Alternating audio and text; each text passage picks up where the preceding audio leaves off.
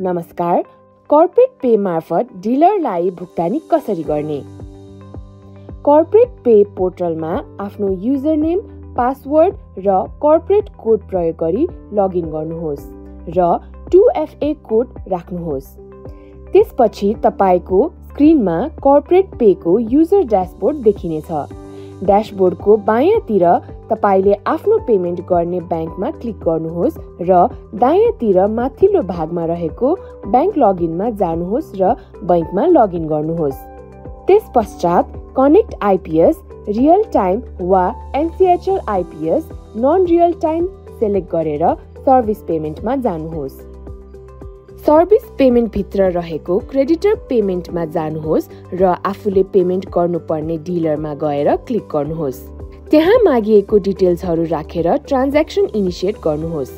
सम्पूर्ण विवरण भरेपछि एकपल्ट भेरिफाई गरेर ट्रान्ज्याक्सन इनिसिएट गर्नुहोस् र अप्रुभरले ट्रान्ज्याक्सन अप्रुभ गरेपछि तपाईको पेमेन्ट सफलतापूर्वक सम्पन्न हुनेछ।